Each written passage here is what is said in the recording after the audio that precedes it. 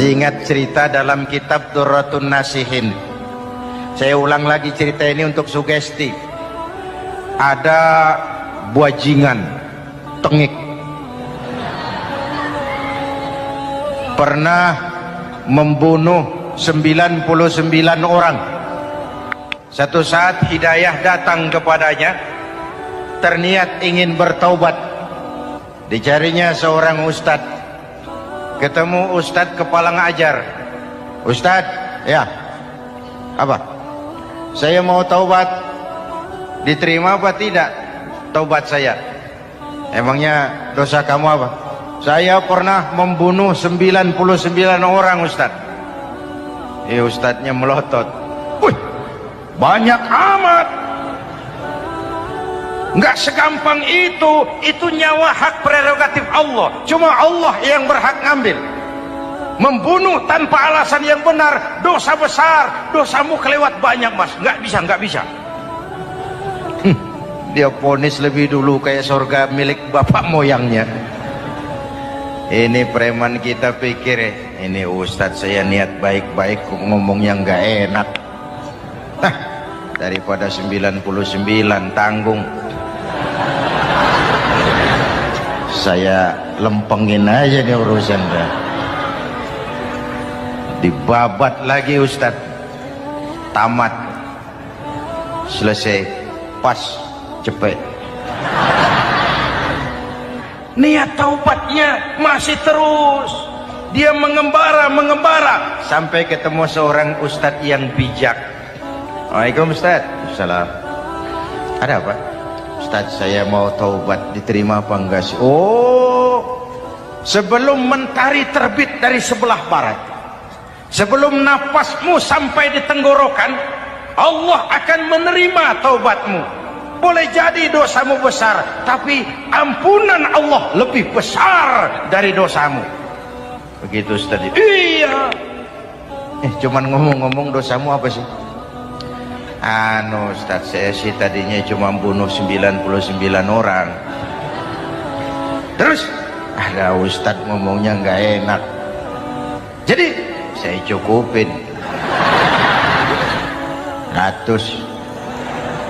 Oh, taubatmu diterima asal benar-benar. Cuma begini saja, kampungmu kampung brengsek tuh, lingkunganmu nggak sehat. Kalau kau pulang ke sana lagi, niat taubatmu bisa lentur dan luntur. Kamu pindah saja, hijrah ke kampung lain yang lebih baik. Baik Ustadz, terima kasih. Wah, ngepak koper, pindah.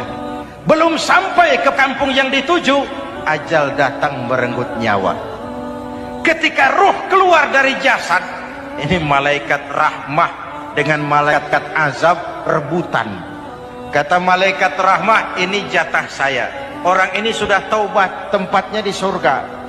Kata malaikat azab, nanti dulu.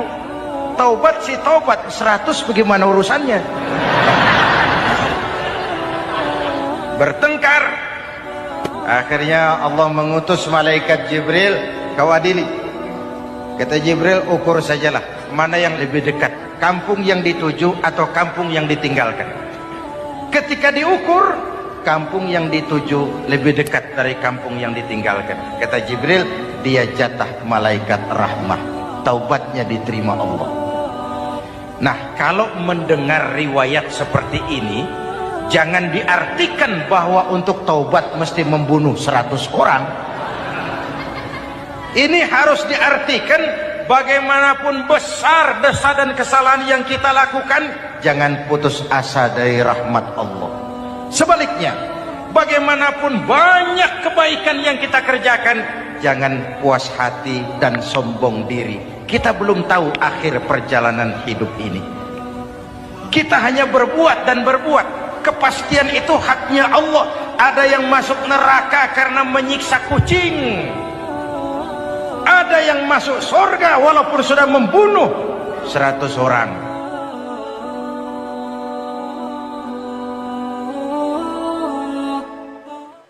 Belum pernah Allah menciptakan makhluk seindah manusia, sesempurna manusia. Belum pernah. Itu di Ragunan makhluk Allah puluhan ribu. Bandingin nama kita, bagus mana?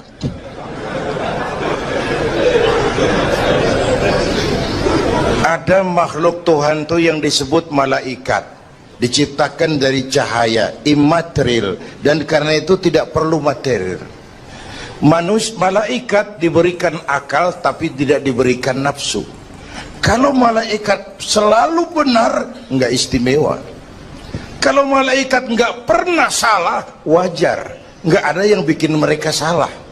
Material nggak perlu, seksual nggak perlu, sama duit budek, sama perempuan kagak open.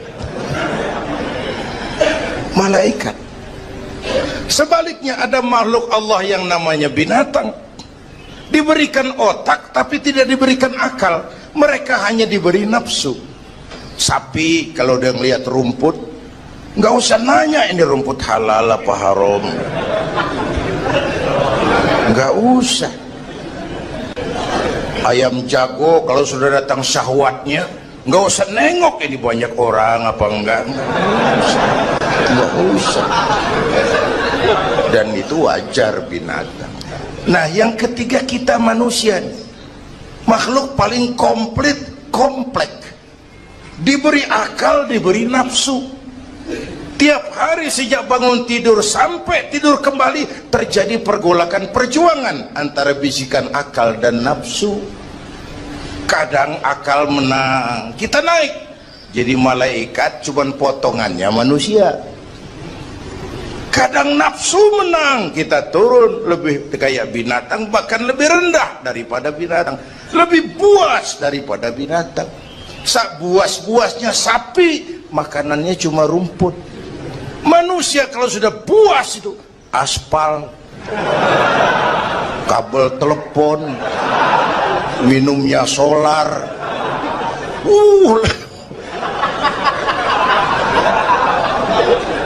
Lebih puas dari binatang sekalipun. Agar akal bisa mengendalikan nafsu, Allah menurunkan agama, bukan menghilangkan, mengendalikan, mengatur. Manusia tanpa nafsu bukan manusia. Manusia nafsu melulu, kebo.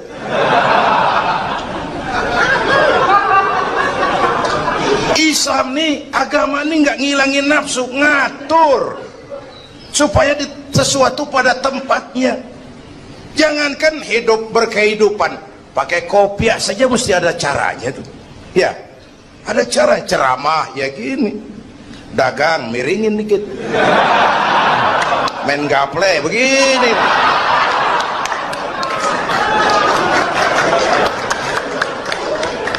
Pakai kopiah aja ada cara aja tuh. Mengendalikan nafsu itu ditempatkan pada tempatnya, bukan menghilangkan nafsu. Laki-laki perlu perempuan, perempuan perlu laki-laki, itu nafsu. Islam ngatur lewat pintu yang disebut nikah. Maka dalam Islam jangankan orang biasa, kiainya boleh kawin. Bener, saya kalau kiai nggak boleh kawin saya pilih mundur saya. Berat rontok rambut.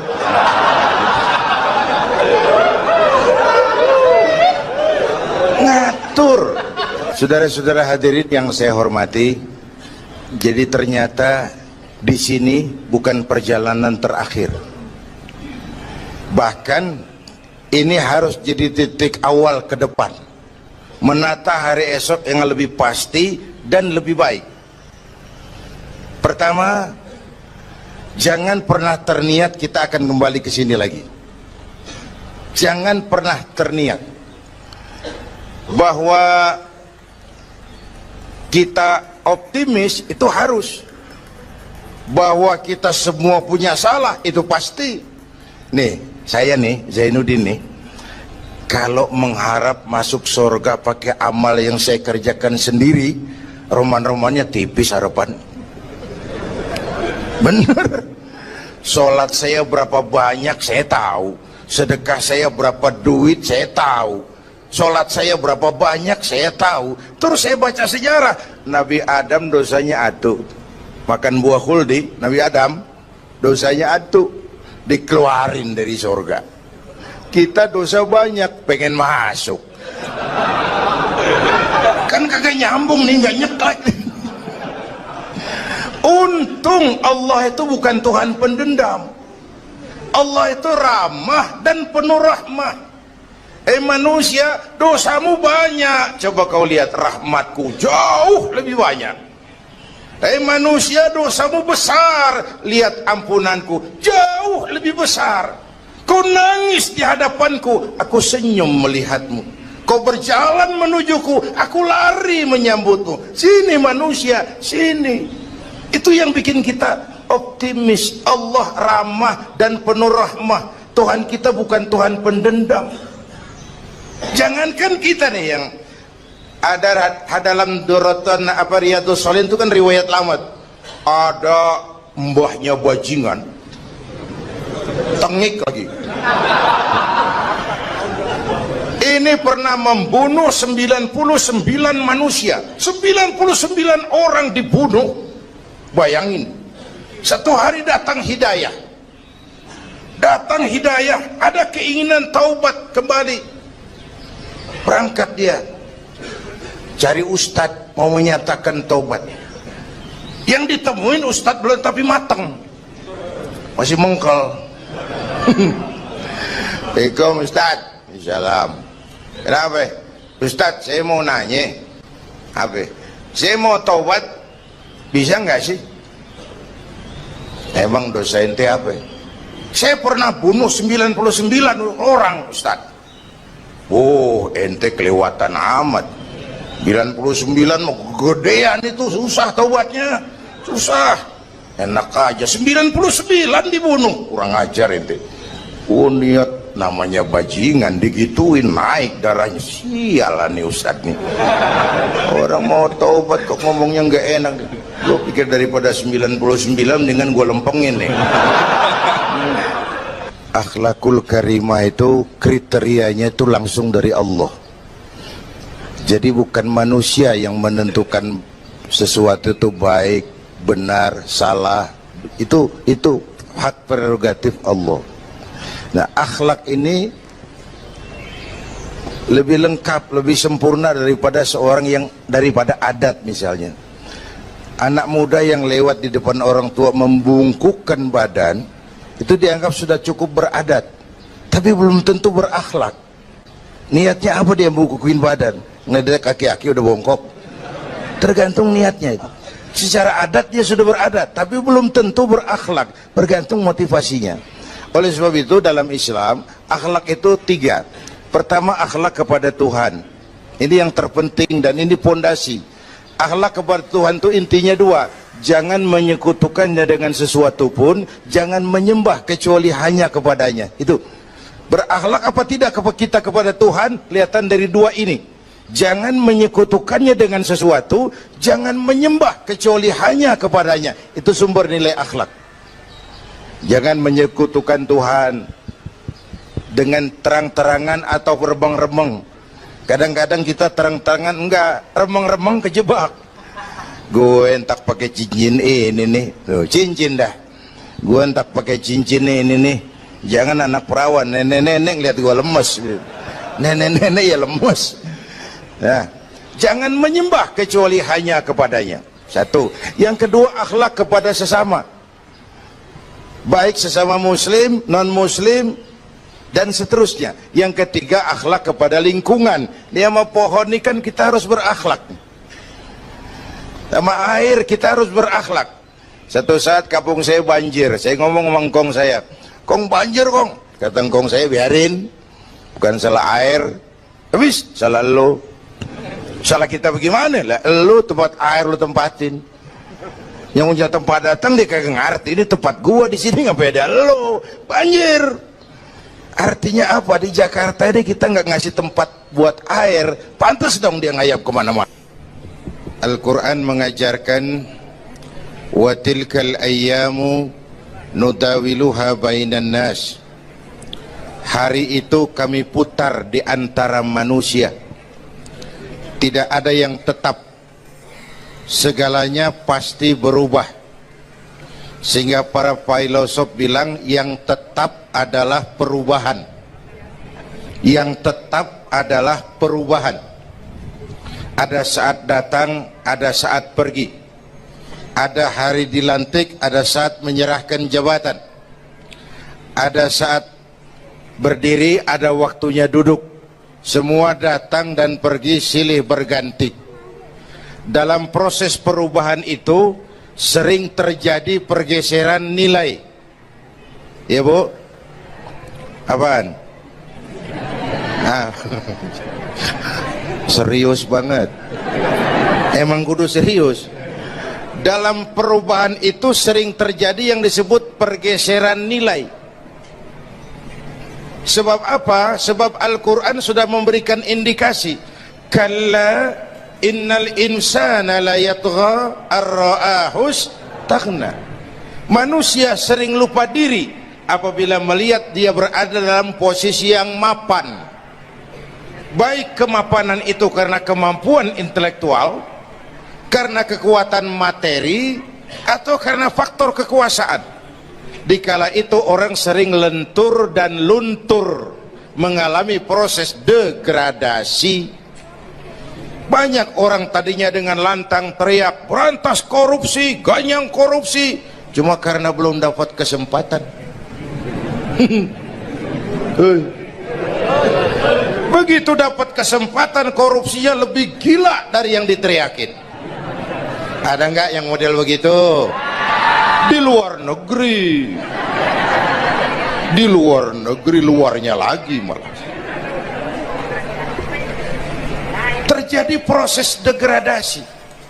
Makanya saya sih ngarepin ini menteri-menteri kabinet baru kayak yang kemarin dilantik, DPR baru, saya ngarepin waktu dilantik tuh baca doanya nawaitu sauma godin. Niat puasa dulu deh. Ini negara lagi kurang tapi bagus, ekonomi masih gonjang ganjing, rakyat masih Senin Kemis. Nawaitu sauma godin dulu deh. Nunda dulu, nunda tempe boleh abis maghrib. Nunda entaran. Tahu boleh abis maghrib. Menteri mau naik mobil mewah boleh, ntar kalau ekonomi udah mendingan, rakyat napasnya udah pada lega. Nawaitu saum, ini malah dilantik malah Allahumma lakasumtu. Doa buka puasa yang dibaca habis rakus semua jadi.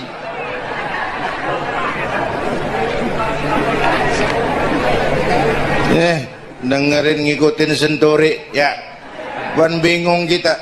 Siapa yang nanggung jawab ini? Yang jawab banyak banget, yang nanggung kagak ada. Bener nih, yang jawab semua jawab pakai jurus bekelit. Yang nanggung kagak ada. Nih ujung-ujungnya saya khawatir kayak lagu Bengawan Solo, akhirnya ke laut. Kalau udah ke laut udah kagak ada yang ngurusin, dah ribet urusan.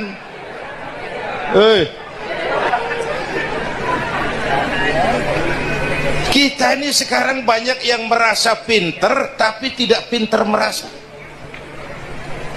Akibat era informasi kita banyak tahu tapi nggak tahu banyak. Coba dong, siapa aja ngomong apa aja diomongin, begitu dia dalemin gue juga katanya. Banyak tahu tapi nggak tahu banyak. Merasa pinter tapi nggak pinter merasa. Orang tuh kalau merasa pinter yang timbul keangkuhan, tapi kalau pinter merasa yang timbul kebijakan. Ayolah, nah itu sama godin sebentar kok, nunggu maghrib deh. Kalau ekonomi udah beres, rakyat hidupnya udah rada mapan, itu menteri mau pakai mobil mbahnya mewah, masa bodo amat. Ya, dong menteri-menteri di Inggris harga mobil dinasnya 200 jutaan, padahal Inggris yang bikin Rolls Royce, Inggris bikin mobil Bentley, Inggris bikin mobil Aston Martin. Aston Martin itu merek parfum apa mobil pakai? Hah? Merek parfum apa mobil? Merek mobil bang. Itu Aston Martin yang dipakai James Bond itu. Oh iya iya, punya pakai? Gue juga katanya.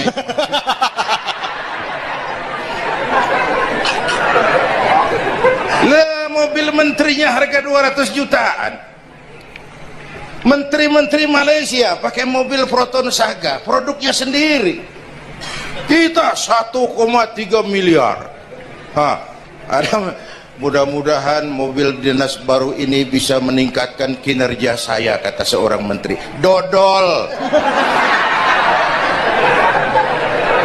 Apa hubungannya mobil mewah sama kinerja? Apa hubungannya mobil mewah sama kinerja? Kalau memang mental bajai, biar naik Mercy juga selandang-selandang nggak karu-karuan. Mental. Dan ini saya mau bicara, kita perlu stabilitas temperatur batin atas terjadinya perubahan yang membawa pergeseran nilai. Kita harus kayak ikan di laut. Ibu tahu ikan di laut? Tahu? Itu katanya ikan di laut udah Kristen semua. Sebab yang paling gedenya paus.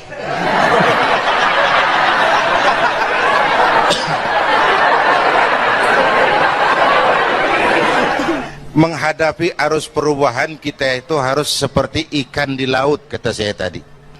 Ikan di laut biar 3 tahun berendam di air asin, nggak ikut jadi asin tuh ya. Kenapa? Karena dia hidup. Ikan yang hidup 3 tahun berendam di air asin nggak ikut asin. Tapi begitu dia mati, ikan mati mah bagaimana keadaan? Digaremin asin, diasemin asin. Ikan mati. Orang yang jauh dari agama, jiwanya mati.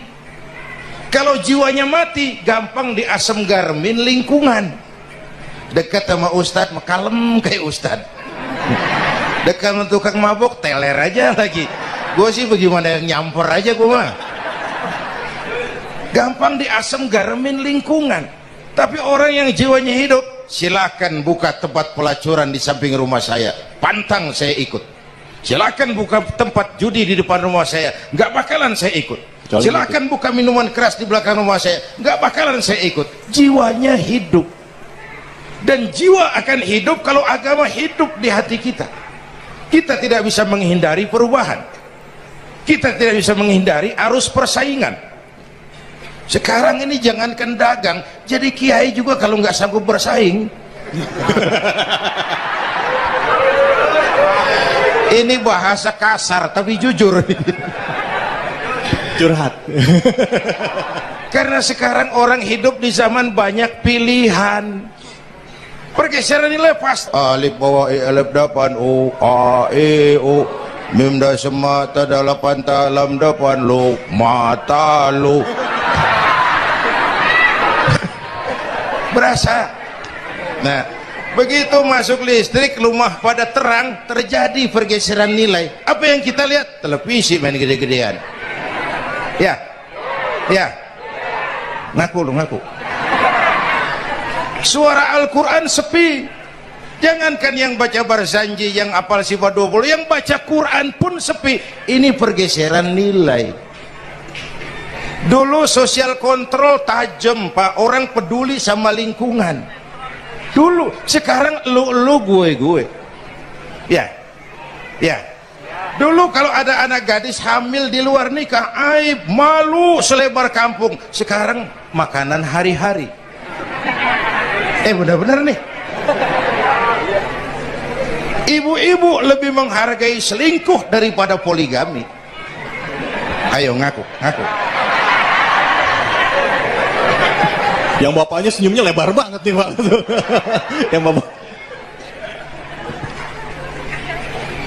Terjadi pergeseran nilai. Nah, kita ingin pergeseran nilai itu yang positif, bukan yang negatif. Nah, supaya bisa kita harus punya filter. Ini kan abad entertain, Pak. Orang pandai membangun pencitraan sekarang ini. Karena rakyat kita, umat kita ini kan sekarang kayak daun kering, Pak. Gampang dikumpulin, susah diikat. Berisik, gampang dibakar. Cepat heran, gampang kagum. Masyarakat mall. Nih ibu-ibu nih, coba asal ada mall baru, rame-rame aja berangkat. Belah sono buka, rame-rame dia ke sono. Kagak belanja. Numpang heran doang. Ke sono heran, kemari kagum. Ini dimanfaatkan oleh ahli entertain, pandai membungkus, membangun opini, membangun pencitraan. Maka kita harus punya filter. menghadapi arus perubahan harus punya stabilitas temperatur batin. Apa konsepsi dasarnya? Agama, Bu. Kekuasaan kalau jatuh ke tangan orang beriman aman. Ilmu kalau jatuh ke tangan orang beriman manfaat. Harta kalau jatuh ke tangan orang beriman manfaat, rahmatan lil. Tapi kekuasaan jatuh di tangan orang yang jauh dari iman, Fir'aun kan dulunya cuman raja bang, cuman kelamaan jadi raja nggak ada yang nandingin, akhirnya lupa daratan ngaku jadi Tuhan. Ana rabbukumul a'la, aku Tuhanmu yang paling tinggi katanya. Dihadapi oleh Musa, dulu mah adu sihir, sekarang pun adu konsep. Itu cuman beda versi aja. Dulu adu sihir, sekarang adu visi dan misi. Polanya sama, begitu orang tuh dikenal dari visi dan misinya. Akhirnya Fir'aun mengangkat diri jadi Tuhan, ditenggelamkan di Laut Merah.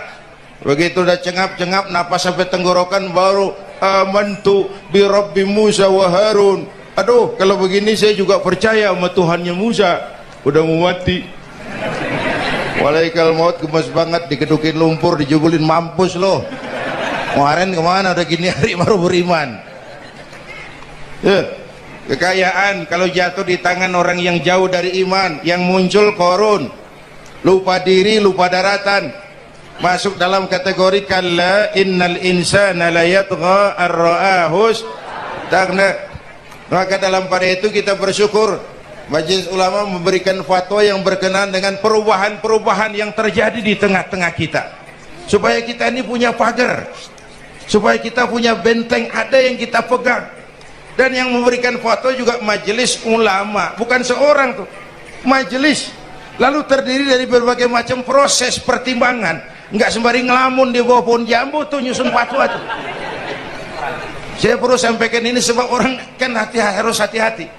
Memang ada hadis, barang siapa yang berijtihad lalu ijtihadnya benar dapat 2 pahala, kalau ijtihadnya salah dia dapat 1 pahala. Manijtahada, man di sini bukan lil itlaq, bukan siapa saja, barang siapa lalu siapa saja, nggak beres urusan. Barang siapa yang memenuhi persyaratan untuk berijtihad lalu dia berijtihad, itu yang kalau salah dapat 2, kalau salah dapat 1, kalau benar dapat 2. Jadi manijtama'a fihi syurutul ijtihad, bukan man lil itlaq lalu siapa saja boleh berijtihad lalu lahir fatwa yang aneh-aneh. Tetapi sungguh pun demikian, fatwa Majelis Ulama itu tidak bersifat mengikat. Ini yang bijaksananya. Tuh dalam Al-Quran Pak, Bu, balik lagi ke ceramah nih. Dalam Al-Quran Allah itu maha bijaksana. Kapan? Coba. Kalau surga disediakan untuk orang yang tidak punya dosa, sepi surga.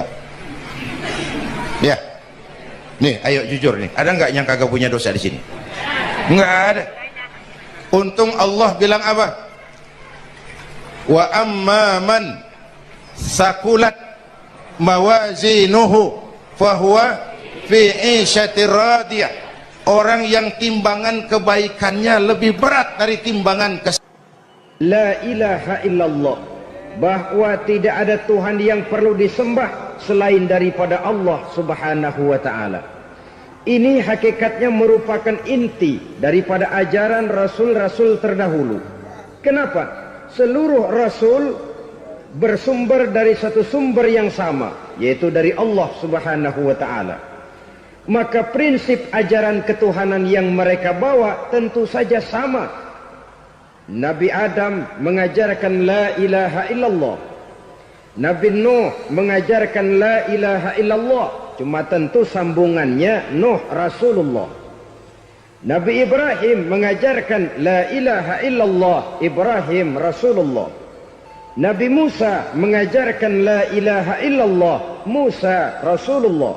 Bahkan Nabi Isa mengajarkan la ilaha illallah, Isa Rasulullah. Dan Nabi Muhammad mengajarkan la ilaha illallah, Muhammadur Rasulullah. akhlak manusia kepada Allah dengan menanamkan tauhid. Jadi kalau ingin berakhlak yang benar kepada Allah, jaga tauhid, pegang teguh akidah. Saudara-saudara kaum muslimin rahimakumullah, lawan daripada tauhid adalah kufur. Kufur bisa dua, bisa kufur iman, bisa kufur nikmat. Kufur itu sifatnya, kafir itu orangnya.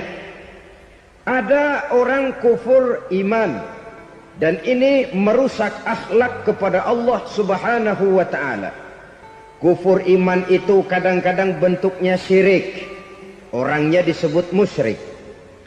Kufur iman itu kadang-kadang bentuknya nifaq, orangnya disebut munafik. Kufur iman itu kadang-kadang bentuknya riddah, orangnya disebut murtad. Ini merupakan jenis daripada kufur-kufur iman dan tergelincirnya manusia daripada akhlak kepada Allah subhanahu wa ta'ala. Benar, di zaman sekarang kita tidak menyembah berhala. Memang di zaman sekarang kita tidak menyembah patung. Iya, kita tidak berkeyakinan Tuhan lebih dari satu. Tapi kadang-kadang akhlak kita kepada Allah sering lentur dan luntur, sering bergoyang dan tergoncang, sering kena erosi dan polusi. Bahwa kita tidak menyembah Latta, Uzza, Manat dan Hubal seperti masyarakat jahiliyah dahulu, memang. Tapi Latta zaman sekarang, Uzza zaman sekarang, Manat dan Hubal di zaman sekarang, berhala-berhala di abad kita sekarang ini, kadang-kadang bernama harta, kadang-kadang bernama wanita, kadang-kadang bernama tahta, mungkin juga bernama Toyota. Sesuatu yang lebih kita agungkan daripada Allah, menjelmalah dia menjadi berhala-berhala di zaman kita sekarang ini. Manakala kita di kantor sudah lebih takut kepada kepala bagian kita daripada kepada Allah, maka Tuhan kita barangkali adalah kepala bagian kita. Manakala kita sudah lebih takut kepada manusia daripada kepada Allah, bergeserlah akhlak kita kepada Allah, mengagungkan manusia dan menomorduakan Allah. Maka di zaman sekarang akhlak kita kepada Allah sering kena erosi, sering kena polusi. Mungkin karena sulitnya lapangan kerja, tingginya tensi ekonomi, persaingan hidup yang makin tajam, sulitnya mencari lapangan kerja, orang kadang-kadang nekat, sedikit pertimbangan, picik pandangan, mudah melakukan potong kompas, sehingga terjadilah perbuatan-perbuatan yang memelencengkan akhlak kita kepada Allah subhanahu wa ta'ala. Kadang-kadang terjebak mempercayai selain daripada Allah. Kadang-kadang terjebak di dalam mengagungkan yang selain daripada Allah lebih dari yang seharusnya. Terkenalah akhlak kita kepada Allah jaringan-jaringan erosi dan polusi. Kufur sebagai lawanan daripada tauhid merupakan sifat daripada orang yang tidak berakhlak kepada Allah. Bentuknya pertama bisa syirik. Syirik itu artinya meyakini ada Tuhan lain selain daripada Allah. Itu yang namanya syirik. Jadi percaya Tuhan ada, cuman Tuhannya kelebihan. Itu yang disebut syirik, dan itu merupakan cerminan dari akhlak yang rusak kepada Allah subhanahu wa ta'ala. Berkeyakinan Tuhan lebih dari satu, berkeyakinan bahwa Tuhan itu beranak atau diperanakkan, atau mengagungkan sesuatu sama dengan Allah, atau menjadikan yang selain Allah sebagai tujuan akhir daripada perjalanan kehidupan ini, maka itu sudah terjebak kita dalam musyrik. Dan syirik satu dosa yang tidak berampun. Bahasa kasarnya, yang namanya syirik itu jenis bapak moyangnya dosa. Saudara-saudara, sebab itu saya pesan, kalau memang terpaksa, biasanya yang tinggal di kota-kota besar itu kalau tidak kepengen dosa kan susah. Kalau terpaksa harus bikin dosa, cari yang kecil-kecil saja, yang kira-kira taubatnya gampang. Umpamanya pulang sholat Jumat nukar sendal, umpama, yaitu jelas dosa. Tapi dosa yang taubatnya agak mudah.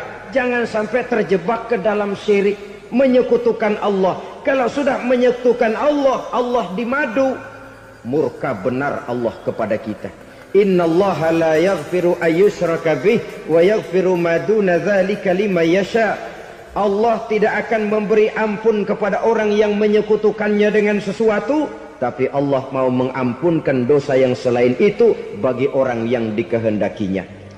Jadi orang-orang yang sudah terjebak syirik, menyekutukan Allah, meyakini ada Tuhan lain selain daripada Allah, meyakini Tuhan beranak atau diperanakkan, bagaimanapun baiknya mereka di dunia, bagaimanapun sosial jiwanya, bagaimanapun pemurah tangannya memberikan santunan dan pertolongan kepada orang lain, kalau sudah syirik, seluruh nilai kebaikannya akan tidak ada gunanya lagi. Karena tidak ada tempat nilai kebaikan itu bergantung. Sedangkan kita berbuat baik agar diterima oleh Allah. Kalau Allahnya marah kepada kita, siapa yang akan menerima nilai kebaikan itu sendiri? Ini bentuk yang pertama. Yang nyata-nyata menyembah berhala, syirik. Yang nyata-nyata beriktikad Tuhan lebih dari satu, syirik. Atau yang tersamar. Yang tersamar itu yang sering jadi penyakit kita. Saya sejak ada perkutut ini di rumah, perkutut. Saudara-saudara, yang merusak akhlak kepada Allah, yang merusak tauhid setelah syirik, bisa juga berbentuk nifak. Nifak itu sifatnya, orang yang punya sifat nifak disebut munafik. Asal katanya dari nafakun. Nafakun itu satu lubang yang punya dua muka, seperti goa, ada tempat masuk, ada tempat keluar. Maka munafik orang yang punya dua muka. Kalau bahasa kita, pandai bermain minyak di atas air. Manis jika berhadapan, balik belakang lain bicara. Sehingga apa yang dinamakan nifak, kata Imam Ali Al-Jurjani dalam kitab ta'rifatnya, izharul imanu bil lisan wa kitmanul kufri bil qalbi. Menyatakan, menampakkan iman dengan lidahnya, tapi menyembunyikan kekafiran dalam hatinya. Dengan kata lain, lidahnya mah iman, hatinya mah kafir. Padahal hati itu yang dilihat, padahal hati itu yang dinilai. Kenapa lidahnya mengaku iman? Ya mungkin karena kepepet, mungkin karena kepentingan, mungkin karena ingin mencari kelemahan orang, lalu dia pura-pura beriman. Tapi sesungguhnya hatinya kufur. Ini merupakan penyakit munafik. Dan terus terang, menghadapi orang munafik jauh lebih berat daripada menghadapi orang kafir. Kenapa? Munafik ini kan musuh dalam selimut. Mau dibilang musuh nyata-nyata, apalagi di zaman Rasul ya, ketika periode Madinah, berat sekali menghadapi orang munafik. Mau dibilang kafir, kalau ketemu assalamualaikumnya medok juga. Mau dibilang mukmin, di belakang ngegerundel, nyari-nyari penyakit, nyari-nyari lantaran, mencari-cari gara-gara. Kalau kafir jelas kafirnya, kalau musyrik jelas musyriknya. Tapi munafik, di depan kita dia mengaku beriman, di belakang kita dia caci maki kita. Maka demikian rupa watak orang munafik, Allah benci betul. Sampai dalam Quran orang munafik itu divonis innal munafikin fid darkil asfal minan nar. Orang-orang munafik di dasar jurang neraka yang paling bawah, keraknya neraka. Saudara-saudara kaum muslimin rahimakumullah. Sebab munafik sangat berbahaya. membahayakan umat, membahayakan agama. Di depan kita mereka ngaku pura-pura beriman. Kalau pidato luar biasa, memuji agama setinggi langit, menampakkan seolah-olah dia orang yang dekat dengan agama. Saudara-saudara, agama penting, agama mutlak. Tapi yang ngomong begitu agamanya apa? Remeng-remeng. Cuma sekedar lipstick, cuma sekedar dekorasi, cuma sekedar kamuflase buat ngibuli orang lain. Dia mengaku beragama, mengatakan agama mutlak, menganggap agama penting, seolah-olah memperhatikan benar tentang tatanan kehidupan beragama, tapi sebenarnya di hatinya tidak lebih berkecamuk penyakit-penyakit kufur. Maka sifat munafik ini termasuk menodai tauhid, artinya merusak akhlak kita kepada Allah Subhanahu wa ta'ala. Sifat yang ketiga yang juga merusak akhlak kita kepada Allah dinamakan riddah. Riddah itu sifatnya, orang yang punya sifat riddah disebut murtad. Murtad keluar dari Islam. Keluar dari Islam tentu tadinya di dalam Islam. Oleh satu perbuatan dia bisa menjadi murtad. Misalnya tadinya dia iman benar kepada Allah, tapi melarat. Kadang-kadang sehari masak, 3 hari libur. Akhirnya oleh kesulitan ekonomi dia tidak kuat. Ada yang menawarkan kebaikan, dibawain supermi, dibawain obat-obatan, diberikan beras. Goyah imannya.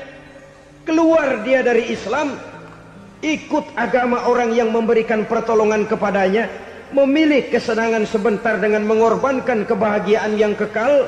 Maka orang semacam itu riddah sifatnya, murtad orangnya, keluar dari Islam. Dan yang menyebabkan kita murtad bukan cuma orang nyata-nyata memproklamirkan diri keluar dari Islam tapi lalu mengikuti agama orang lain. Bukan cuma itu, mengakui ada Rasul lagi sesudah Nabi Muhammad bisa menyebabkan kita murtad. Mengingkari nikmat Allah bisa menyebabkan kita murtad. Meyakini semua agama benar bisa menyebabkan orang menjadi murtad. Meragukan kesempurnaan dan kelengkapan Al-Quran bisa menyebabkan orang jadi murtad. Mengingkari sunnah bisa menyebabkan orang menjadi murtad. Banyak hal-hal yang bisa mendatangkan penyakit riddah dan membuat pelakunya menjadi murtad. Dan ini menodai akhlak kita kepada Allah Subhanahu wa ta'ala. Itu tadi kufur iman, saudara-saudara. Nyata-nyata mengingkari Allah, baik dalam bentuk syirik, nifak, ataupun riddah. Kufur yang kedua dinamakan kufur nikmat. Apa itu kufur nikmat? Sitru nikmatil mun'im au ya'malu fi mukhalafatil mun'im. Menutup-nutup nikmat Allah, atau melakukan perbuatan yang menentang, bertentangan dengan kehendak yang memberikan nikmat. Jadi kufur nikmat pertama, nutup-nutupin Tuhan. Tuhan jalingin. Duit lu banyak amat, dari mana? Gua kerja. Lalu kerjanya nomor 1. Orang yang berakhlak kepada Allah, dia akan menjawab, kamu uangnya kok banyak, dari mana? Rizki dari Allah. Caranya, saya kerja. Kerja itu cara, rizki itu dari Allah datangnya. Bukankah di zaman sekarang kita sering terpleset? Ini merupakan cerminan dari rapuhnya akhlak kita kepada Allah Subhanahu wa ta'ala. Karena usaha saya memang, karena saya peras keringat banting tulang, tentu. Tapi sadarkah kita bahwa sepanjang yang bisa kita lakukan cuma berusaha, peras keringat banting tulang?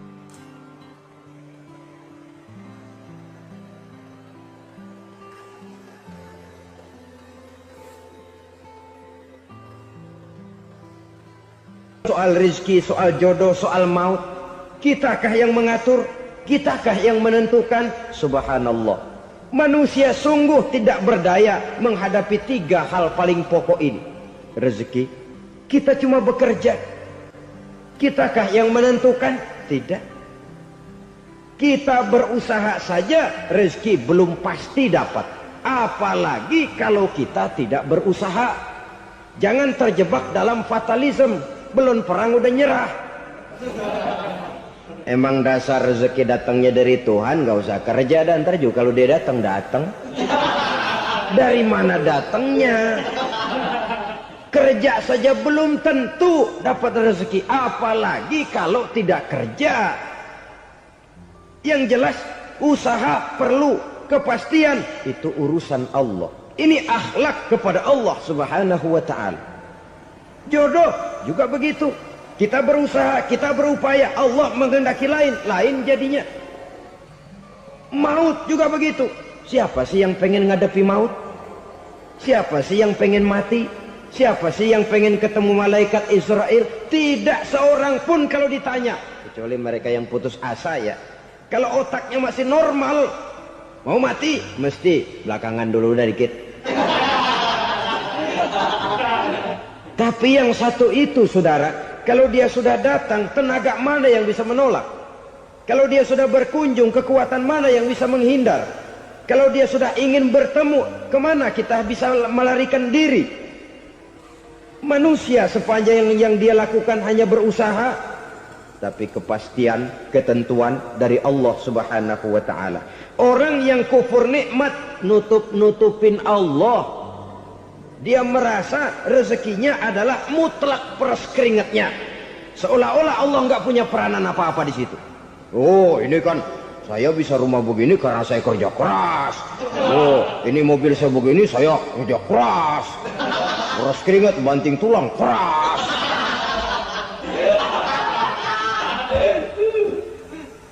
Saudara-saudara kaum muslimin rahimahkumullah. Jadi menutupi Allah. Akibatnya nanti kalau dia berhasil, Allah ketutupan. Kalau dia gagal, orang lain dicaci maki, dicari kambing hitam. Nah, kambing hitam kan mahal. Karena orang sering cari-cari kambing hitam. Jarang orang mau jujur kalau bertemu kesulitan lalu mencari sebab pada dirinya sendiri. Yang paling enak ya nyalain orang. Lo begitu. Orang lain yang paling enak kita salahin. Au ya'malu fi mukhalafatil mun'im, atau dia melakukan sesuatu yang tidak sesuai dengan kehendak yang memberikannya nikmat. Diberikan kita tangan, mulut sih nggak berhenti. Terima kasih Tuhan, alhamdulillah saya dikasih tangan. Cuma nih tangan enteng mat nabokin orang mulu. Itu sudah mukhalafatul mun'im, bertentangan dengan kehendak yang memberikan nikmat. Diberikan harta, mulutnya mah basah. Terima kasih Tuhan, alhamdulillah dikasih harta. Tapi pelitnya minta ampun. Kikir, koret, medit.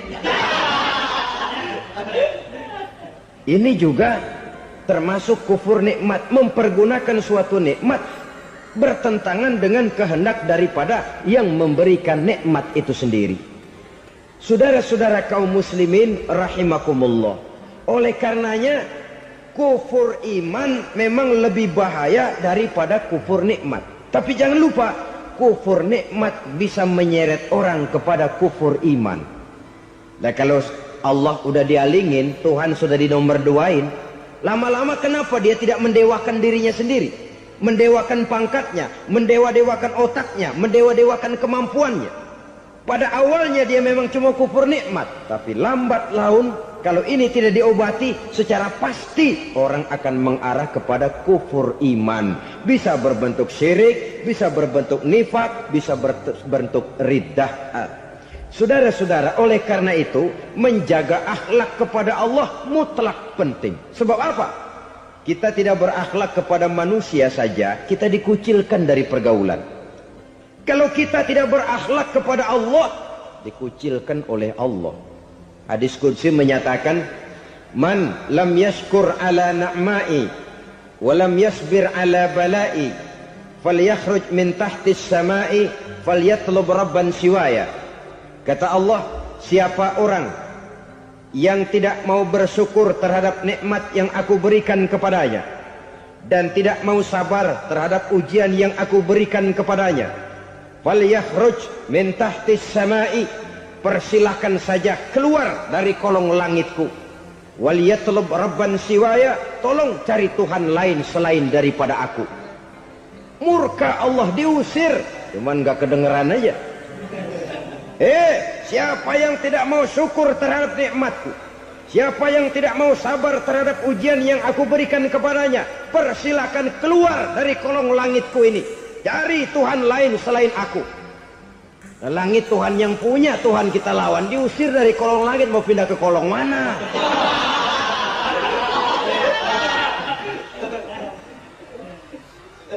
Jadi jangan merasa kufur nikmat kan enteng. Iya, kelihatannya begitu, tidak sebahaya kufur iman. Tapi kufur nikmat ini merupakan anak tangga yang kalau kita sudah mulai naik, kita akan naik terus sampai kepada tingkat di mana kita mengalami kufur iman. Kalau sudah ke sana, maka akhlak kita kepada Allah terkenalah erosi, terkena polusi, hancur akhlak kepada Allah, dan itulah sumber kesengsaraan abadi. Kalau cuma kita tidak berakhlak kepada manusia, barangkali resikonya cuma kehidupan di dunia ini. Mungkin juga ada kehidupan akhirat. Tapi kalau sudah tidak berakhlak kepada Allah, dunia akhirat kita rugi dan celaka. Maka pada kesempatan ini saya mengajak, marilah jaga baik-baik akhlak kita kepada Allah. Satu kali kita bertauhid, sampai mati kita bertauhid. Satu kali la ilaha illallah, jangan tergelincir lagi kita keluar daripada kalimat itu. Satu kali kita bertuhankan Allah, jangan bertuhan yang lain selain daripada Allah. Jangan sekutukan Allah, jangan samakan Allah dengan sesuatu, jangan mengangkat yang lain sama agungnya dengan Allah. Sebab dengan demikian kita seolah-olah sudah mengotori akhlak kita kepada Allah Subhanahu wa ta'ala. Saudara hadirin yang saya hormati, jadi oleh karenanya akhlak kita kepada Allah merupakan basis daripada kehidupan beragama. Kalau itu sudah mulai rapuh, mulai terkena erosi dan polusi, mulai rusak, dikhawatirkan nanti nilai ibadah kita kepada Allah juga akan turut ambruk karenanya. Saudara-saudara kaum muslimin rahimakumullah, tugas yang kedua, memperbaiki akhlak manusia kepada sesama manusia. Kita tahu Islam sesuai dengan namanya adalah agama damai. Maka akhlak manusia kepada sesama manusia menempati porsi yang penting dalam kehidupan beragama. Bagaimana seorang muslim bergaul, bertata krama terhadap sesama manusia. Mari kita lihat lebih jauh persoalannya. Untuk memudahkan pembicaraan dari kacamata agama, kita kelompokkan saja manusia itu dalam dua. Pertama yang seiman, dan yang kedua yang tidak seiman. Yang tidak seiman itu kita sebut saja kufur atau kafir. Nah, kepada yang kafir pun kita diajarkan untuk berakhlak, apalagi kepada yang memang nyata-nyata seiman, sekeyakinan, seakidah. Kemanapun Islam datang, ke negara manapun ia masuk, ia tidak menaburkan kerusakan.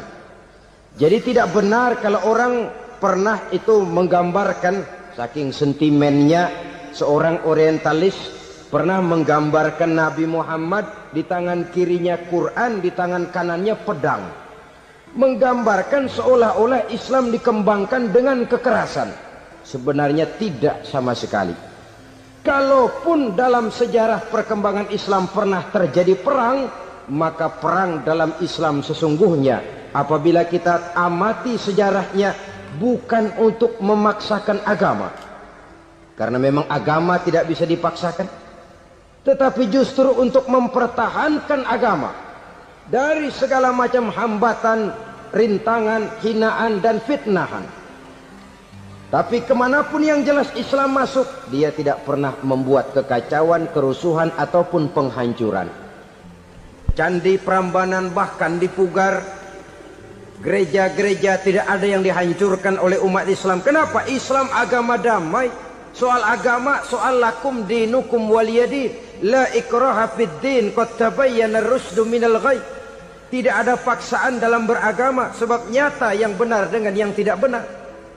Belum pernah ada orang kafir masuk ke perkampungan orang Islam lalu dikejar-kejar, diteriakin kafir, kafir, sunatin.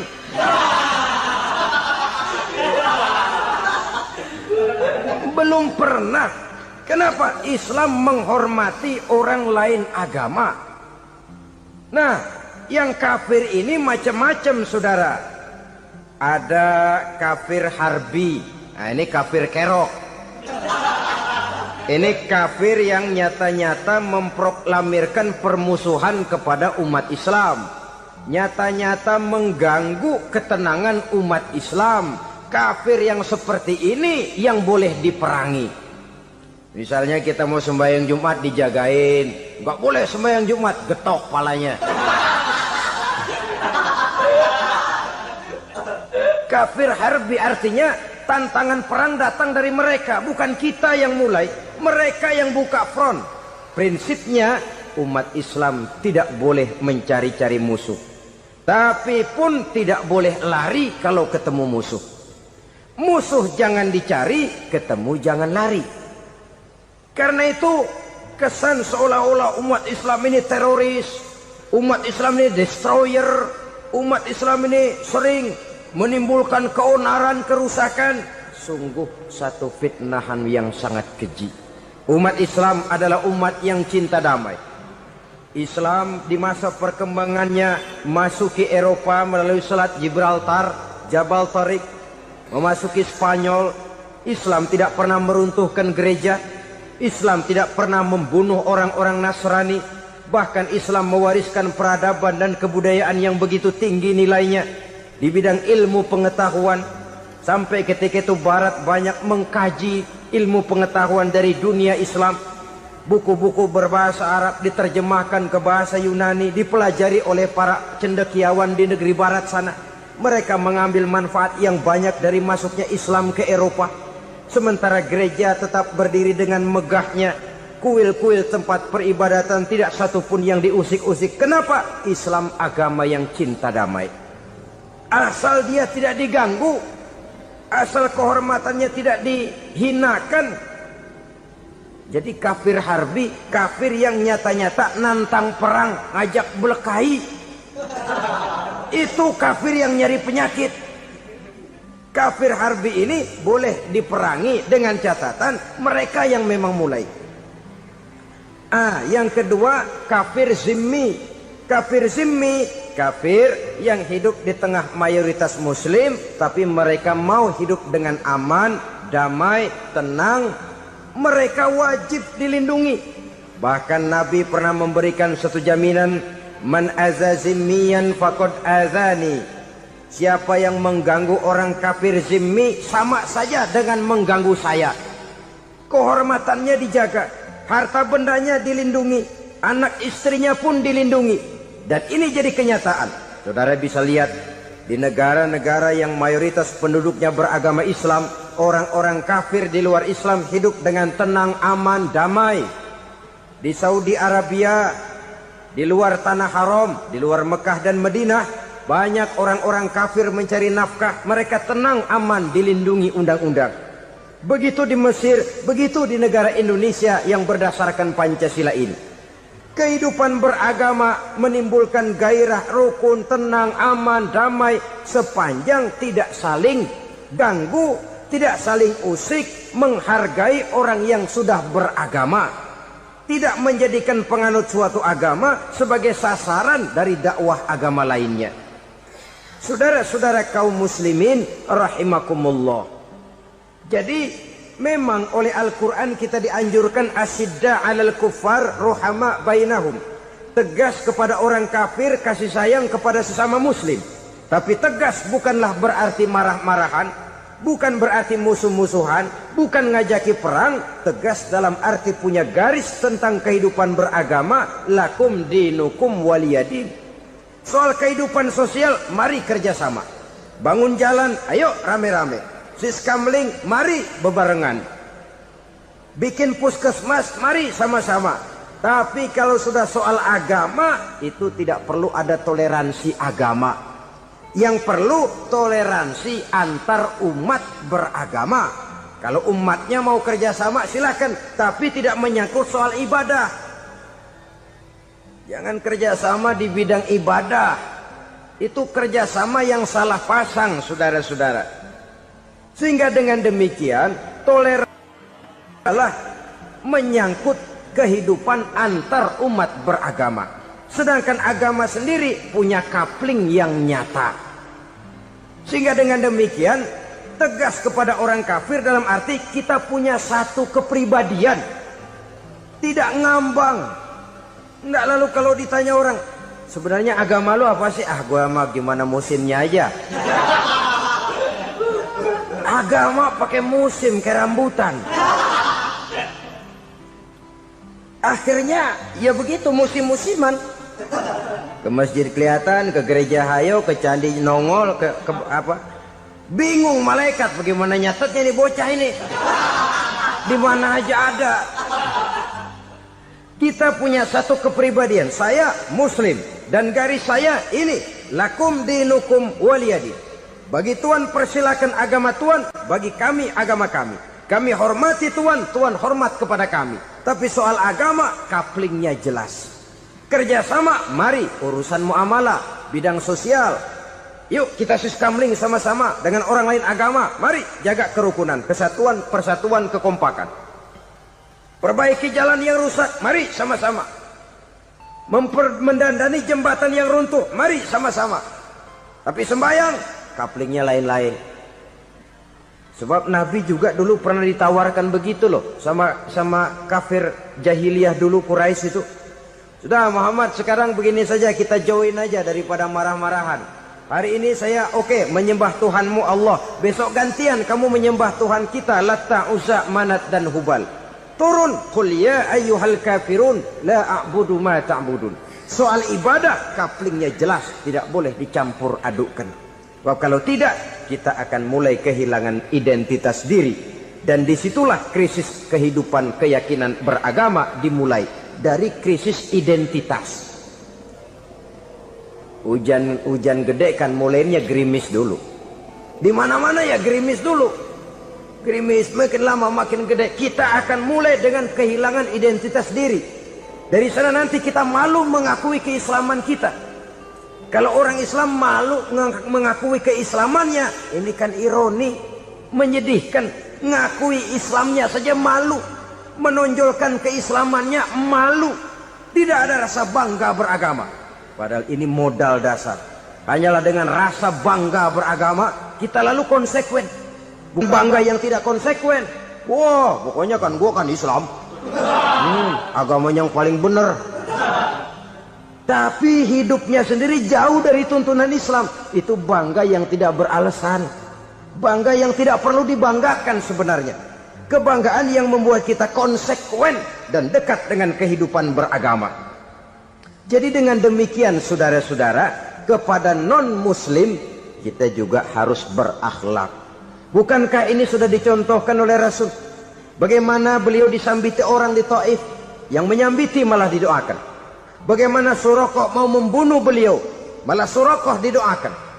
Bagaimana Abu Jahal dan Abu Lahab saking mangkalnya. Ini Abu Jahal pernah gali lubang di kamarnya sendiri, di depan tempat tidurnya. Setelah dia gali lubang, ditutupin pakai keraras korma. Lalu dia tarik selimut, belagak meriang. Dia pesan pesuruhnya, bilangin Muhammad encangnya meriang. Pamannya sakit, minta ditengokin.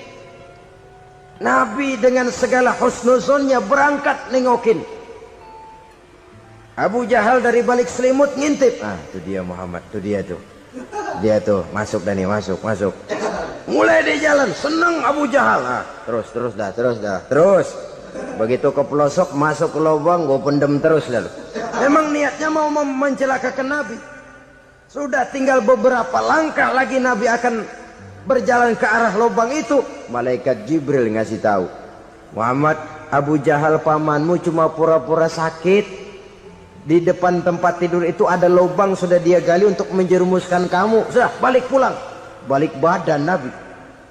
Sudah hampir mau melangkah, kakinya malah muter pulang. Abu Jahal yang ngelihat Nabi sudah hampir jatuh nggak jadi, balik pulang, lupa kalau lagi sakit. Udah Muhammad buruan sini.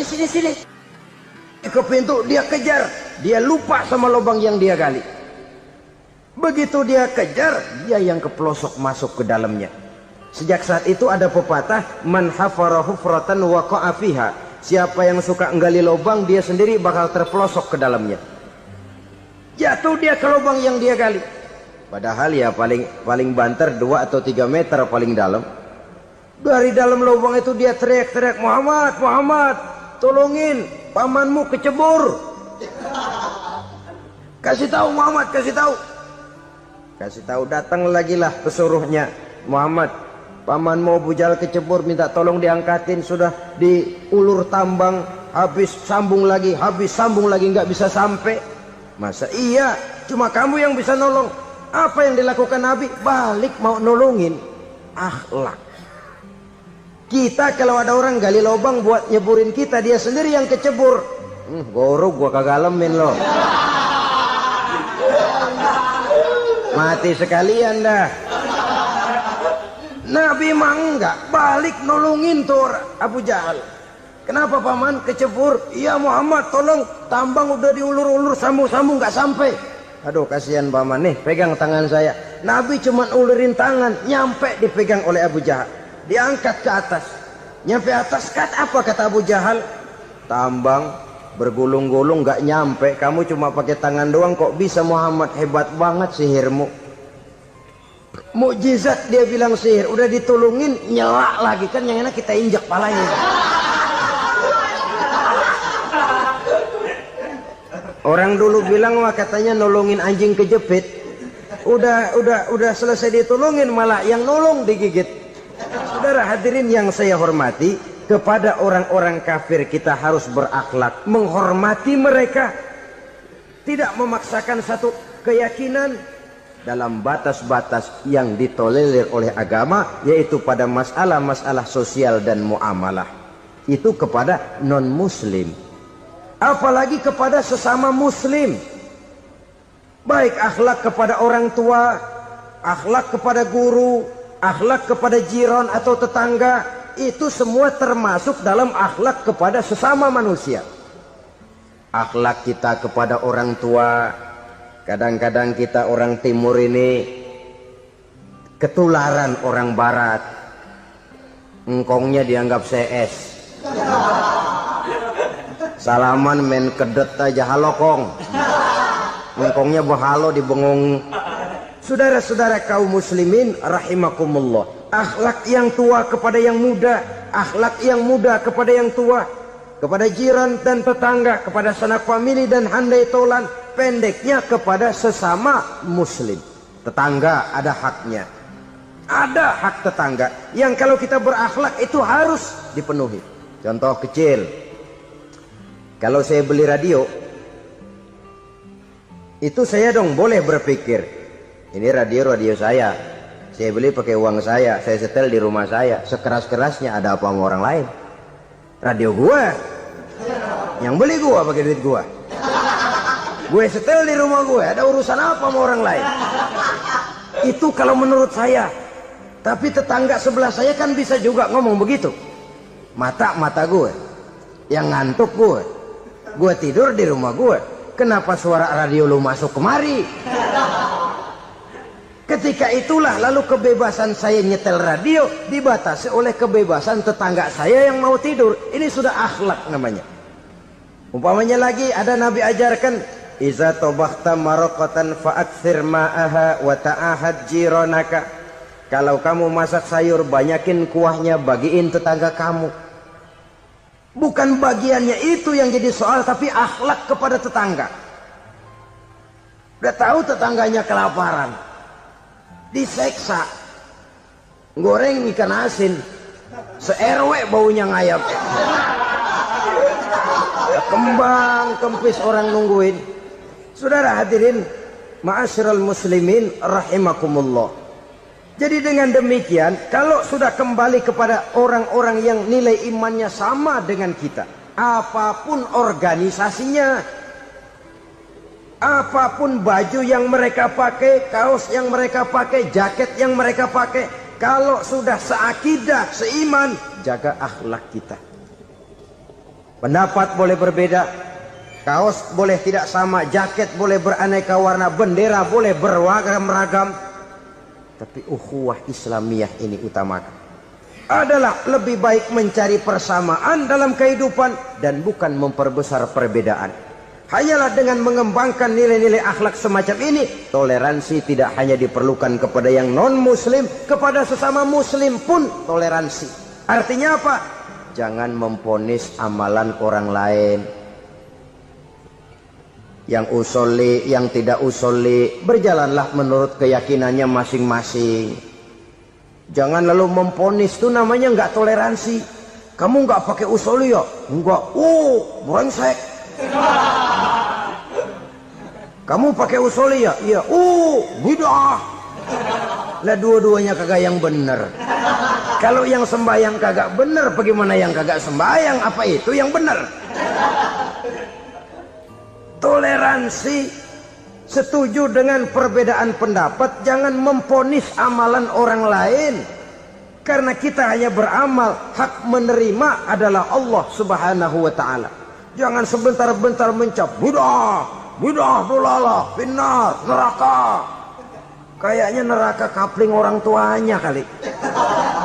Gampang bener masukin orang ke neraka. Kita kadang-kadang bisa toleransi dengan orang luar, tapi kepada sesama muslim toleransi tidak sanggup kita adakan. Mengklaim merasa kita yang benar, orang lain salah semua, itu tidak toleransi namanya. Mentang-mentang jadi ustadz nih, satu-satunya ustadz di sini ya, semuanya mesti ngaji kemari. Kalau nggak ngaji kemari, Islamnya kurang tapi bener. Toleransi, saudara-saudara kaum muslimin rahimakumullah, lapang dada menghargai orang yang berbeda pendapat. Apalagi kalau perbedaan pendapat itu menyangkut hal-hal yang tidak prinsipil, menyangkut hal-hal yang sekunder dalam kehidupan beragama, menyangkut masalah-masalah yang dalam bahasa fikih disebut soal-soal furu'iyah. Tidak usah menyebabkan kita bersih tegang. Kepala sama hitam, pendapat boleh berbeda dan halal. Bahkan Nabi mengatakan, ikhtilafu ummati rahmatun. Perbedaan pendapat di kalangan umatku bahkan menjadi rahmah, sepanjang perbedaan pendapat itu diiringi dengan rasa toleransi. Tapi kalau sudah main baku hantam, main klaim, memponis orang lain, akhirnya timbullah keretakan. Jangan heran kadang-kadang satu masjid dua kelir. Ya soal kelir boleh kelar-kelir, boleh kelar-kelir, tapi kalau harus terlalu mencolok menyebabkan timbulnya keretakan, saya kira yang akan turun bukan lagi rahmah tapi bala.